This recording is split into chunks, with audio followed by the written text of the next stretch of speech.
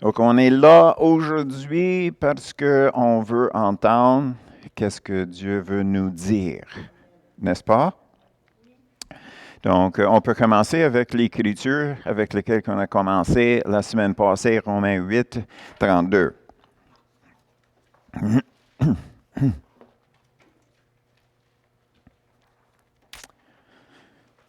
Romains 8, 32. Lui, ça veut dire Dieu, lui qui n'a point épargné son propre Fils, mais qui l'a livré pour nous tous, comment ne nous donnerait-il pas aussi toutes choses avec lui? Donc, notre considération ce matin, c'est que, est-ce qu'on veut ces choses-là? Ils sont disponibles, c'est écrit. Est-ce qu'on les veut? Oui? OK. Est-ce qu'on s'est réveillé avant d'arriver ce matin? Oui! On veut les choses que Dieu nous a préparées, n'est-ce pas? Autrement dit, on peut dire, je veux que Dieu me bénisse. N'est-ce pas? Est-ce que ça, c'est trop orgueilleux? Oui et non. Tout le monde a raison d'abord. OK? Oui, c'est orgueilleux sur un côté si on le sert pour ses bénédictions en espérant ça va être qu'est-ce qu'on veut. Mettons, santé, de l'argent, la paix, des bons voisins, beaucoup de choses. OK? Donc, si on regarde qu'est-ce que nous voulons, ben, on peut dire que c'est orgueilleux. De l'autre côté, si quelqu'un t'offre un cadeau pour ta fête, tu vas l'accepter, n'est-ce pas? Donc, est-ce que c'est orgueilleux d'accepter ce cadeau-là? Non, parce que la personne veut que tu aies ça, n'est-ce pas? Donc, on devrait voir les choses de Dieu de cette façon-là. Dieu veut nous donner les choses. Mais naturellement, beaucoup de choses comme ça sont dépendantes sur quelque chose qu'on fait. Tu sais, mettons que nous avons un gros problème dans les finances, comme exemple. Puis on est là, puis oh Seigneur, tu sais, je manque, puis j'ai besoin, puis je manque, puis j'ai besoin, puis je manque, puis j'ai besoin. OK? Est-ce qu'on va recevoir de Dieu? Probablement pas. Parce que on reste dans notre situation. On regarde nos orteils. N'est-ce pas? Puis on a eu une leçon la semaine passée par rapport à ça. Mais de l'autre côté, si on lève les yeux, puis on regarde dans les Écritures, OK, ça veut dire que Dieu prend soin de moi dans toutes les choses que j'ai besoin de physique, mettons. Donc, lui, il prend soin de mes finances si je l'écoute. Si je l'écoute. Comment est-ce que j'ai rentré dans les troubles avec mes finances? Est-ce que c'est parce que je faisais qu'est-ce que je voulais avec ma vie, incluant mes finances? Ou bien est-ce que je prenais le temps pour sonder comment gérer ma vie en général et aussi en particulier parce que Dieu est en train de préparer mon avenir.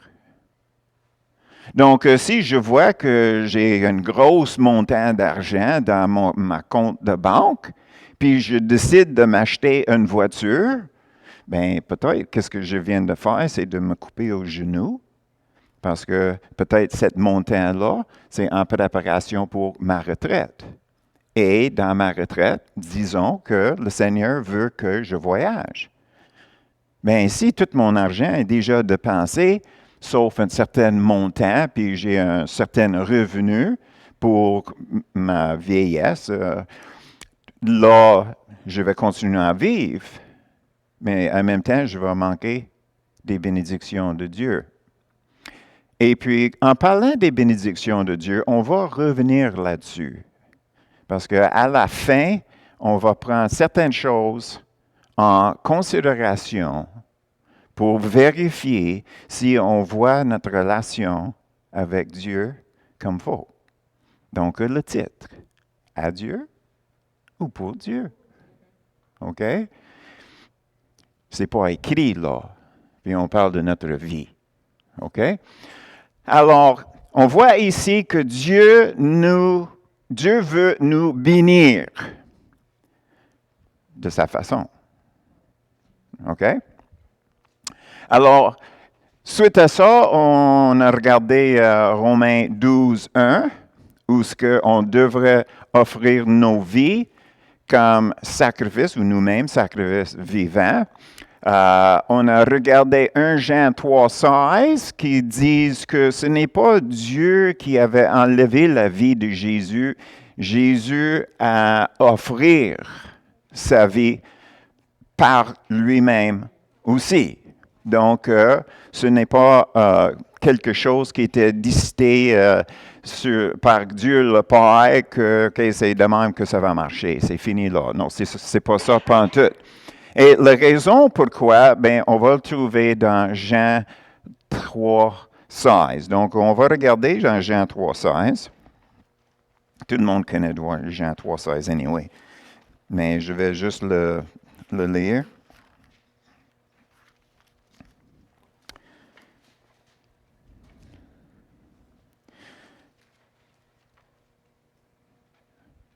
Car Dieu a tant aimé le monde qu'il a donné son Fils unique, afin que quiconque croit en lui ne périsse point, mais qu'il ait la vie éternelle. Qu'il ait, il l'a, déjà, tu l'as. Si tu es Jésus dans ton cœur, si tu es sauvé, autrement dit, là, dans ton cœur, tu as déjà la vie éternelle. Puis tout le monde dit Alléluia. Participation, s'il vous plaît. OK. OK? Donc, qu'est-ce qu'on voit ici? OK? C'est Dieu a pris le temps de regarder les misères causées par le péché dans nos vies. Dieu a pris le temps. C'est ça la chose que peut-être on ne pense pas à ça. Parce que Dieu n'était pas obligé de nous considérer quand on l'a délaissé, peu importe la façon. Il n'était pas obligé de regarder Péridon sur la terre en disant « Ouf, ça c'est quelqu'un qui a besoin d'aide, puis pas à peu près. » Tu n'es pas obligé de faire ça. Puis vous autres aussi. C'est sûr que vous n'étiez pas si grave que moi, là. Je comprends très bien. Mais c'est juste le fait que Dieu a pris le temps pour regarder le prix que l'humanité payait à cause de le péché. N'est-ce pas? Alors maintenant, on va juste garder ça en tête. Puis maintenant, on va regarder 1 Timothée, chapitre 1. C'est juste avant Hébreu. Timothée puis Tite, c'est qu'est-ce qu'on appelle les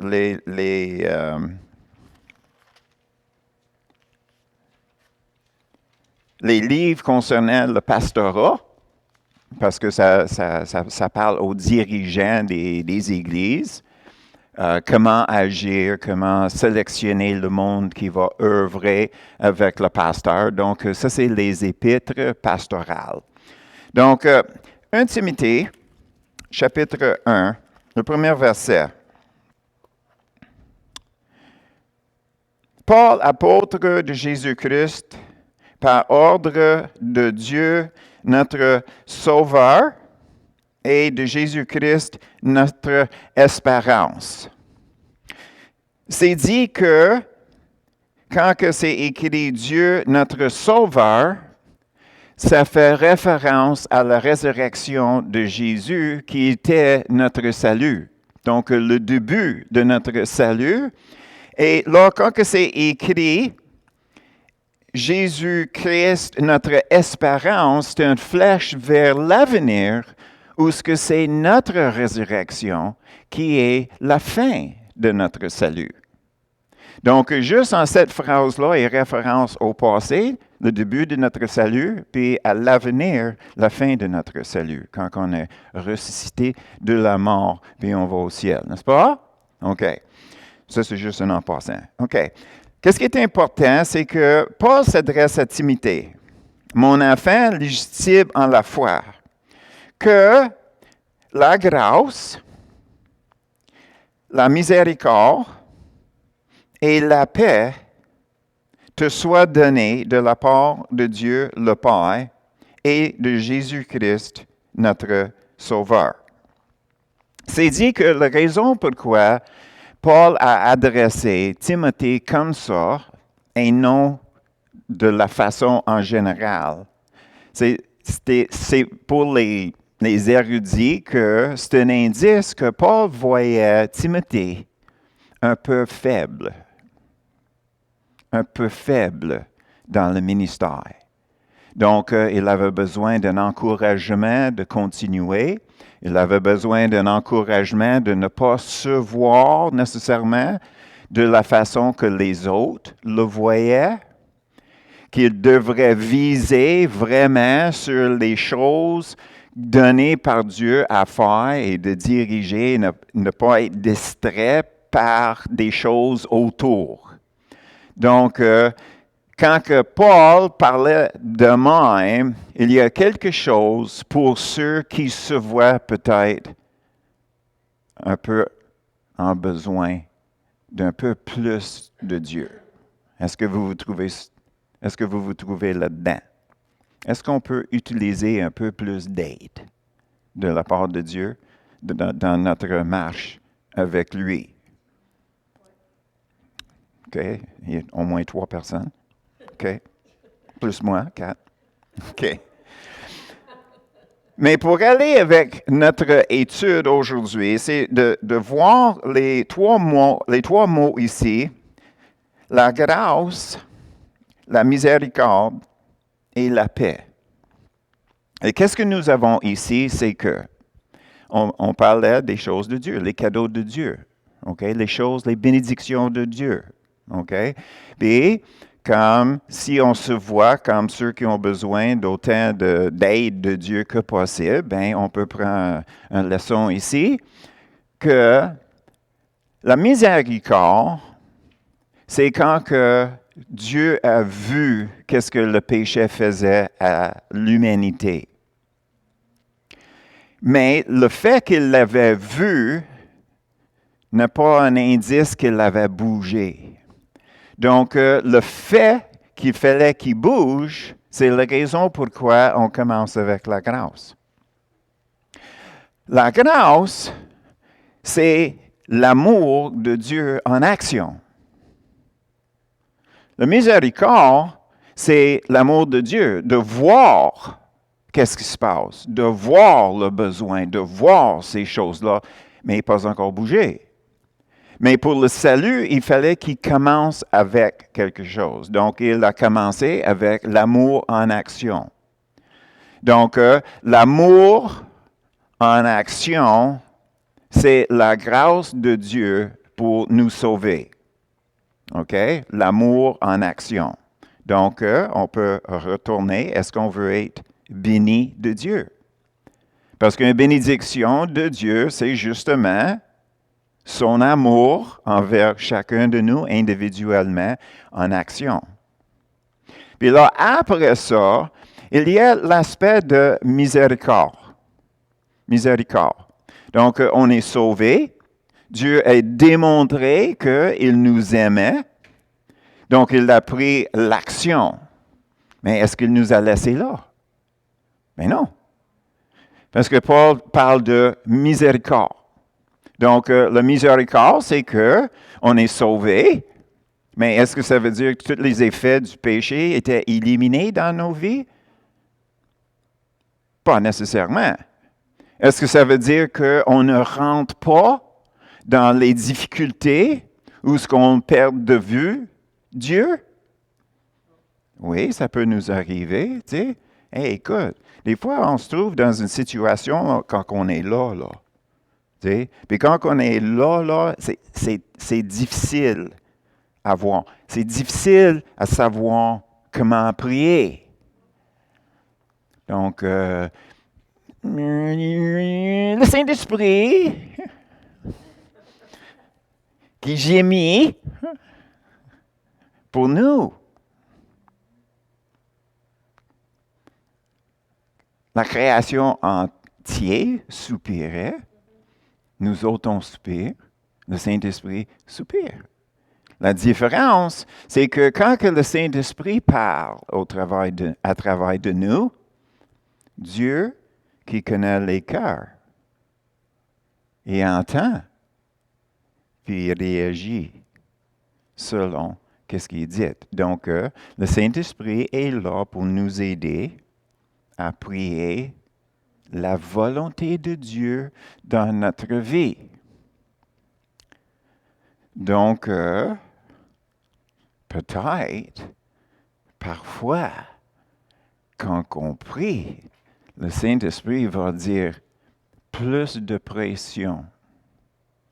Plus de pression. On ne veut pas entendre ça. On veut entendre parler des bénédictions.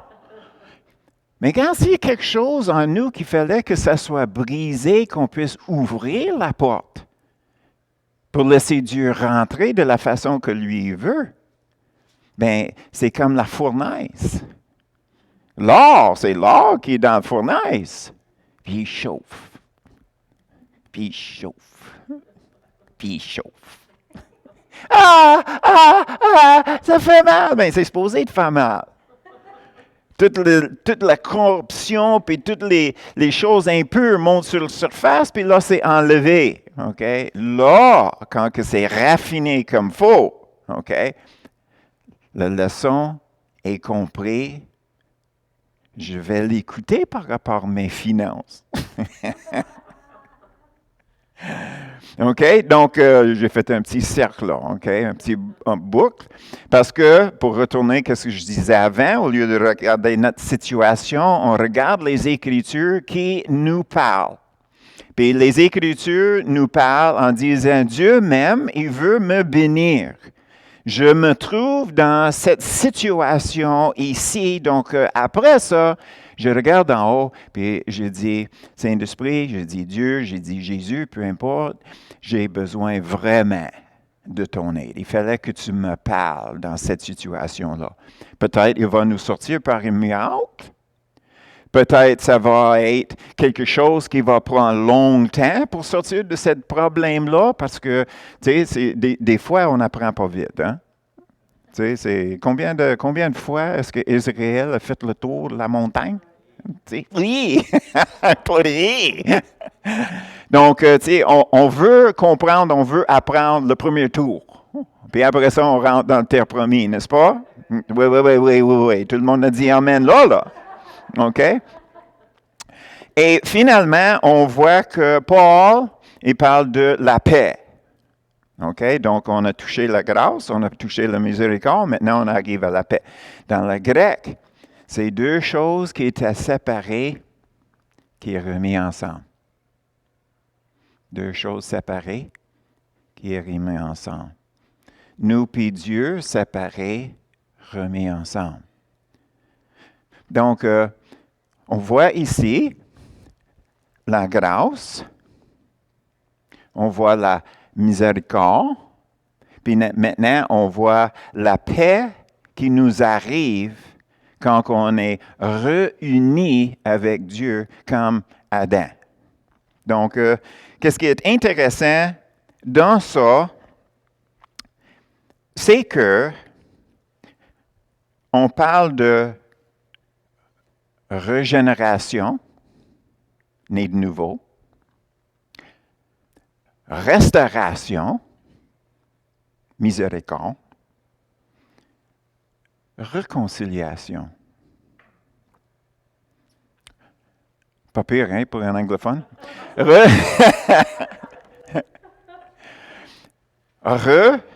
Régénération,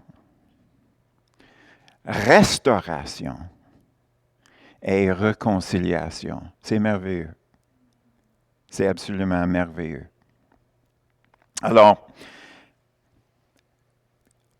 on doit regarder Jean 12, 26 maintenant. Ça, c'est mon intro. Là, on peut commencer. Jean 12.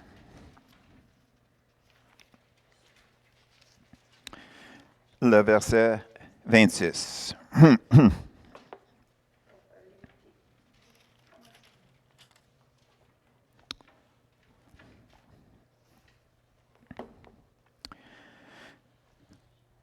À Dieu ou pour Dieu? Ça, c'est le titre. Donc, verset 26. Si quelqu'un me sert, qu'il me suive. Et là où ce que je suis, là aussi sera mon serviteur. Si quelqu'un me sert, le Père l'honorera. OK? Naturellement, ça serait égoïste à dire que je sers le Seigneur parce que je veux qu'il m'honore. OK? Et parce que ça tire envers notre orgueil. Donc, plus tard, on va parler un peu de l'orgueil et puis l'humilité. Quand que Moïse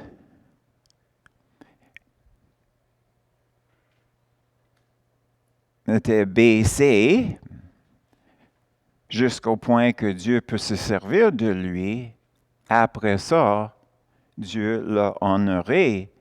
Mais pour Moïse, ce n'était pas un point d'orgueil parce qu'il avait laissé son orgueil dans la descente. Il est arrivé complètement en bas. Puis là, c'est comme, OK, c'est cool, je suis bien, pendant 40 ans. Hein? Puis là, après ça, ben, OK, là, c'était le temps pour Dieu à agir. Pas pour Moïse, pour Israël. Dieu regardait Israël. Dieu regardait le peuple qui suppliait que Dieu arrive pour l'aider. Dieu regardait le peuple. Après ça, il s'est servi de Moïse. Donc, Moïse se voyait à un moment donné comme juste un porte-parole. Tu sais, il n'était pas quelque chose à regarder, quelque chose à voir. Il se voyait, je suis porte-parole pour Dieu. Puis, excusez-moi, mais c'est quand même assez difficile, merci. OK? À Dieu ou pour Dieu. Alors, qu'est-ce que nous avons ici? C'est que Jésus dit, suivez-moi, où ce que je suis, vous serez. Mais l'inverse est aussi correct. Où ce que le serviteur est, Jésus est. Parce que les deux sont ensemble. Donc, peu importe l'ordre que tu mets, les deux sont ensemble. Donc, pour nous, c'est de réaliser que si je suis Jésus, Jésus est où ce que je suis. Si je suis Dieu, si je suis Jésus, où ce que Jésus est, moi je suis. Donc, nous sommes ensemble. si je le suis. N'est-ce pas? OK.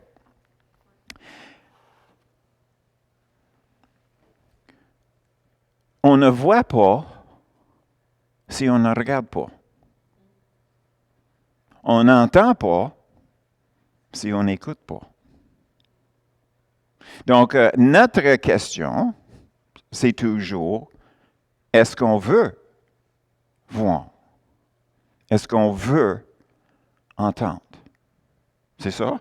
C'est ça qu'on veut, n'est-ce pas? On veut voir, puis on veut entendre. Donc, comment faire? Bien, ça, c'est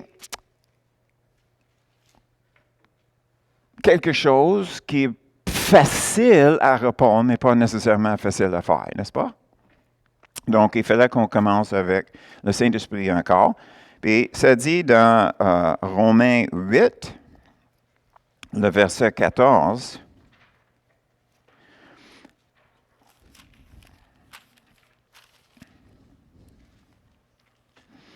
tous ceux qui sont conduits, le verbe, continuellement par l'Esprit de Dieu, sont fils de Dieu, sont enfants de Dieu. OK? Donc, il fallait qu'on suive le Saint-Esprit continuellement.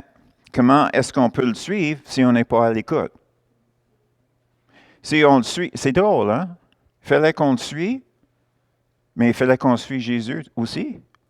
C'est la même personne, n'est-ce pas? Donc, comme Jésus dit, là où ce qu'il est, son serviteur va être. Donc, où ce que le serviteur est, ça c'est nous, bien Jésus est supposé d'être là. OK? Il est supposé d'être là. Alors, la première partie, c'est qu'il fallait qu'on soit dirigé continuellement par le Saint-Esprit. On ne le voit pas agir si on ne regarde pas, on ne l'entend pas si on n'écoute pas.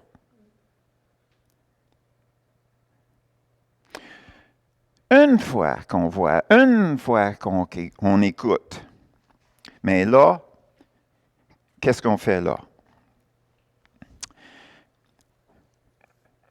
Bien, qu'est-ce que j'ai fait? C'est que j'avais mis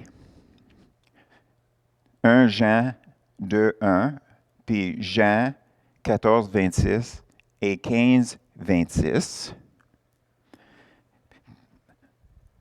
Parce que 1 Jean 2:1 dit que nous avons un avocat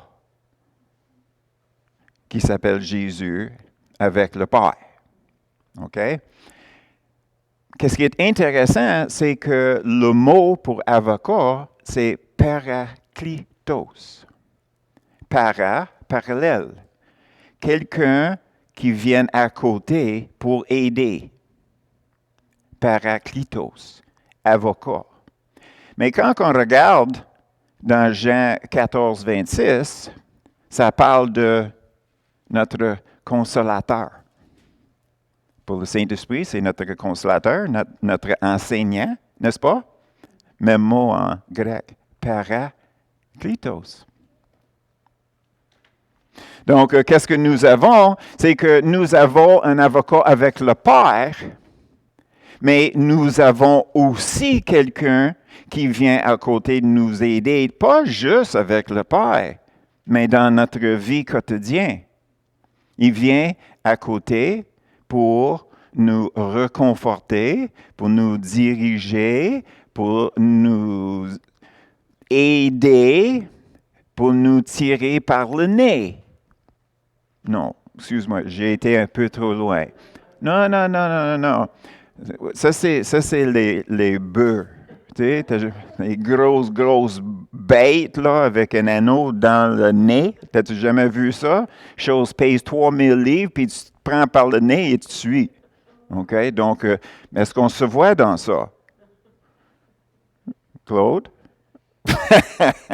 Comment ça? Pas de réponse. Anyway. OK, donc, qu'est-ce qu'il faut réaliser, c'est qu'on n'est pas obligé. On n'est pas obligé d'écouter. On peut jouer le sourd. On peut jouer l'aveugle. Mais ça, ce n'est pas le cas pour nous. Tu sais, on arrive à la place où on veut avancer le plus que possible. Alors, qu'est-ce que nous avons là? C'est la comparaison entre Jésus et le Saint-Esprit dans le mot grec de parakletos, quelqu'un qui vient à notre côté pour nous aider. Et là, quand on regarde Jacques 4,12, tout le monde connaît ce verset-là parce que je l'ai tellement répété assez souvent que le moment que tu le vois, tu vas te souvenir. Celui donc qui sait faire ce qui est bien et qui ne le fait pas commet un péché. Alors, nous autres, on sait très bien qu'on est supposé de rester à l'écoute de Dieu. Donc, c'est quoi qui nous empêche, soit d'entendre, de voir ou de faire? Bien, je vais vous donner une petite illustration, puis ça va toujours avec notre titre, à Dieu ou pour Dieu. Donc, la réponse que vous me donnez, ça va être ton examen. Soit tu vas passer ou échouer. Est-ce qu'il y a de la pression? Pas mal. Donc, qu'est-ce que nous avons? C'est que nous avons un verre plein d'eau. Okay? La question, pour 0 ou 100%, est-ce que vous êtes le verre ou l'eau? Puis Dieu est l'autre. Donc, ici, vous avez une illustration, toi puis Dieu. Donc, est-ce que vous êtes le verre? Est-ce que vous êtes l'eau? Est-ce que Dieu est le verre? Est-ce que Dieu est l'eau? Puis, Gislaine, qu'est-ce que tu en penses? Pas de bénévole? Pas en tout? Oh! Louise ose. C'est ça que tu dis? Nous sommes l'eau. OK. Oh! Claude a dit le contraire. OK. Je pense que c'est parce que Claude, il pensait quand que Paul disait que nous sommes le temple du Saint-Esprit, donc le temple sera le verre, puis le Saint-Esprit, c'est l'eau. OK? Mais il y a juste un problème avec ça. Le problème, c'est que si moi, je suis le verre, j'amène Dieu avec moi, disons que je vais le verser où ce que moi je suis. Est-ce que ça fit? Bien, quelque chose qui n'est pas tout à fait correct. De l'autre côté, si le verre, c'est Dieu, où ce que lui, il va me verser. À Dieu ou pour Dieu? À Dieu ou pour Dieu? Pour répondre à ça, on va changer notre vie. Je devrais donner ma vie à Dieu ou donner ma vie pour Dieu? Donc, si je prends ma vie, puis même si ce n'est pas vrai, on va l'appeler un cadeau. C'est ma femme qui rit en premier. OK? Donc, si j'arrive à la porte de Claude et Dominique, je connais la porte, puis Dominique ouvre la porte. Puis j'arrive, puis j'ai dit, j'ai un cadeau pour Claude. Puis elle me dit, désolé, elle est occupée dans le moment, mais si tu veux, je peux le prendre, puis je vais lui le donner. OK? Qu'est-ce que je veux dire? Bien, on ne peut pas dire que je l'ai donné à Claude. Non, je l'ai donné à Dominique pour Claude. Donc, quand on dit pour, c'est la possibilité d'un intermédiaire. Tu sais, moi, je peux donner ma vie pour Dieu, pour le servir de la façon que moi je veux. Donc, moi, je deviens l'intermédiaire. Je deviens la tasse. Tandis que si je dis non, je veux le donner à Claude lui-même, elle va dire, ben, il fallait que tu prennes un rendez-vous, t'occuper. OK? Donc, quand on parle de donner notre vie, on donne notre vie à Dieu parce que c'est plus personnel. Je me donne à une personne. Je peux œuvrer pour la personne d'une façon ou d'une autre. Claude, il va recevoir le cadeau.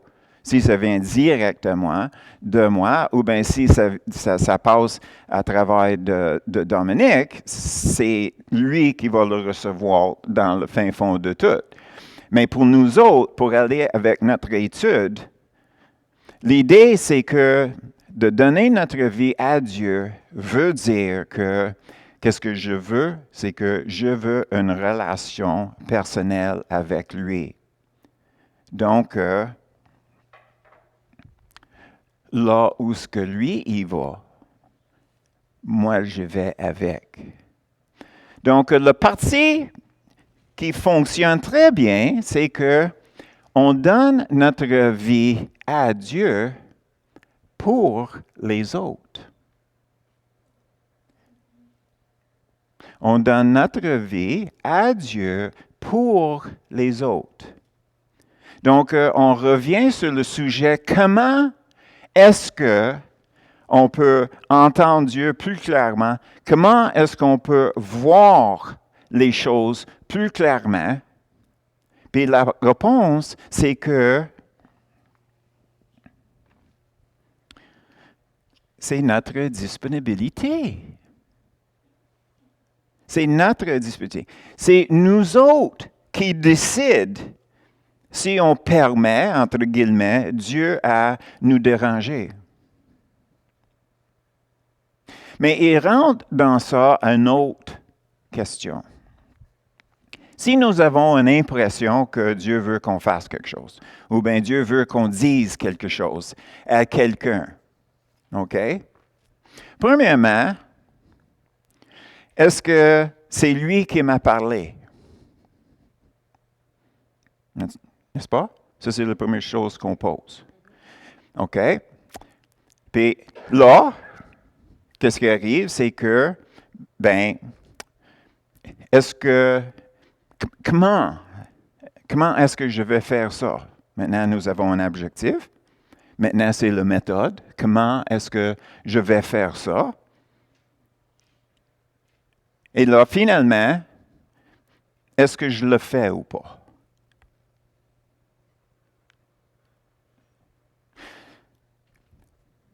Si on ne le fait pas, c'est quoi qui peut nous empêcher de le faire? Bien, la première chose qui me vient, c'est qu'on est paresseux. Mais si on élimine ça, OK? Donc, là, qu'est-ce que nous avons? Pourquoi est-ce qu'on ne le fait pas? Est-ce que c'est parce qu'on croit ou bien on ne croit pas que Dieu peut le faire à travers de nous? C'est ça le doute. Est-ce que Dieu peut accomplir qu'est-ce qu'il veut accomplir à travers de moi? Et là, qu'est-ce qu'on fait? C'est qu'on met en question les deux premières choses. Est-ce que je fais confiance dans ma capacité d'entendre Dieu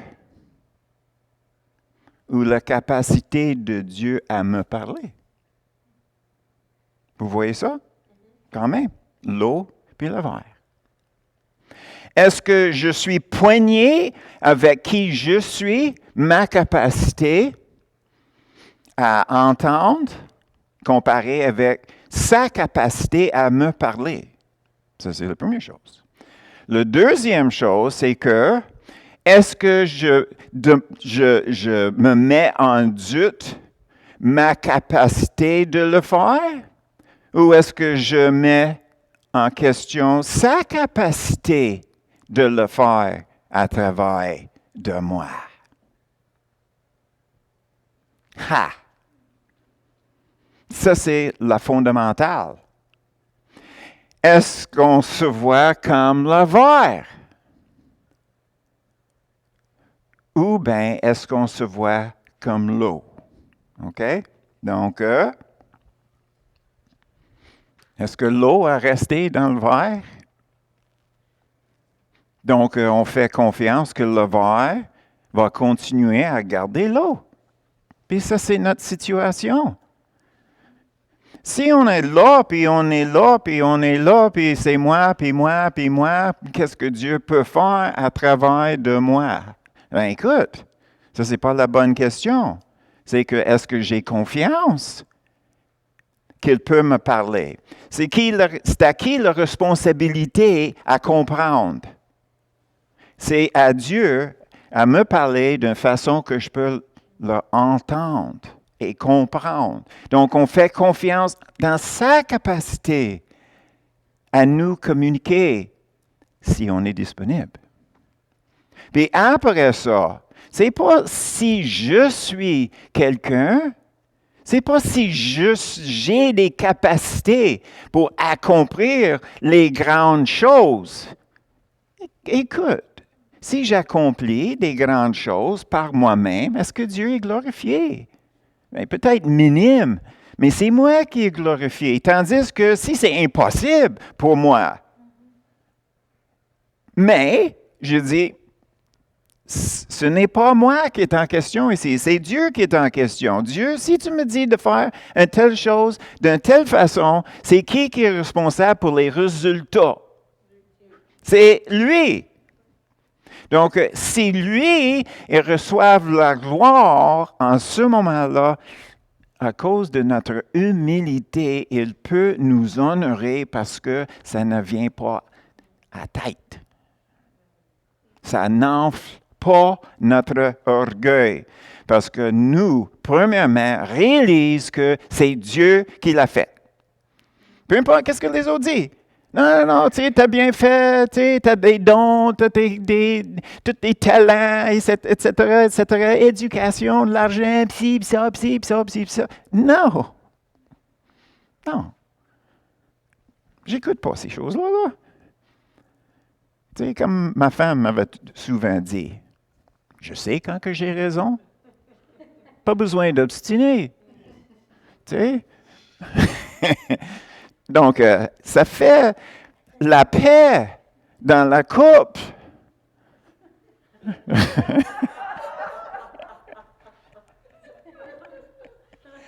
N'est-ce pas?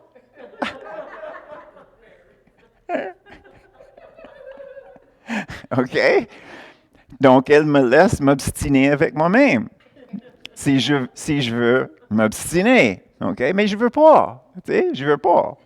Tu sais, puis en passant, c'est pas si souvent que ça qu'elle le dit. OK? Sais-tu pourquoi? J'ai dit, Louise, qu'est-ce que tu en penses? Le Seigneur est capable de parler à travers de ma femme. Tu sais? Il peut me parler à travers des circonstances, la parole, la prière et ma femme. OK? Donc, est-ce que c'est ta voix que j'entends, Seigneur? Donc, c'est là où ce que nous sommes. C'est là où ce que nous sommes. Si nous avons des réservations, des questions, des doutes, qu'est-ce que Dieu peut faire à travers de nous? C'est parce qu'on est en train de se regarder. Et quand que nous avons l'impression que Dieu veut qu'on fasse quelque chose, puis on se dit, je ne peux pas faire ça, probablement c'est Dieu. Donc, on a entendu quelque chose, parce qu'on s'est mis en question. Donc, la deuxième chose, c'est que je viens de me convaincre que c'est Dieu, donc c'est lui qui va faire ce qui est nécessaire pour accomplir ses buts. Puis tout ce que moi, je dois faire, naturellement, c'est de rester disponible parce qu'il va, à un moment donné, nous déranger dans notre itinéraire. C'est sûr. C'est un test. Est-ce que tu vas aller droit ou bien est-ce que tu vas virer gauche sur Saint-Jude avec ton camion? OK? Donc, c'est la même chose pour nous autres. Si le Seigneur nous dit, si tu continues de même, là, c'est un no truck. No truck. Vous n'allez pas par là, virez. OK. OK. En toute humilité. Donc, ça, c'est notre accès. Si on n'a pas l'humilité pour faire confiance en lui à nous parler, à faire confiance en lui à nous diriger, on n'a aucun problème, 95% du temps, à l'obéir. Parce que c'est sa responsabilité. C'est sa responsabilité. Alors, c'est quoi le fin fond de tout ça? Le fin fond, c'est très simple. On veut les bénédictions de Dieu. On veut qu'on soit béni, mais on ne veut pas que ça va enfler notre orgueil. C'est ça l'affaire. Moi, je veux les bénédictions de Dieu, au bout. Pourquoi? Parce que ça veut dire que je veux que ça soit lui qui est glorifié. J'ai toujours peur que le monde va me voir. Mais ça, c'est juste quelque chose qu'il fallait que je règle avec le Seigneur. Il fallait que je réalise que qu'est-ce que le Seigneur peut vous donner à travers de moi? Ce n'est pas moi. Je suis porte-parole. Donc, en autant que je peux me voir comme Moïse s'est vu, je suis juste porte-parole. Tout ce que je veux faire, c'est de me verser de la façon que Dieu veut que vous soyez bénis. C'est pas compliqué. Donc, Dieu fait son œuvre parmi vous, mais ce n'est pas à cause de moi. Hein? Je suis juste là. Amen? Donc, j'espère à chaque fois que vous regardez un conteneur avec un liquide dedans, OK? Ça va servir de vous faire rappeler que nous sommes dans le contenant. C'est Dieu qui est autour de nous. Où ce que lui, il est, moi, je suis. Et je suis là, pas pour moi, pas pour Dieu, mais pour les autres. Que Dieu peut me verser ma vie dans la vie des autres selon la façon qu'il dirige, puis sa capacité d'accomplir ses objectifs. Amen? Good. Super. Merci beaucoup.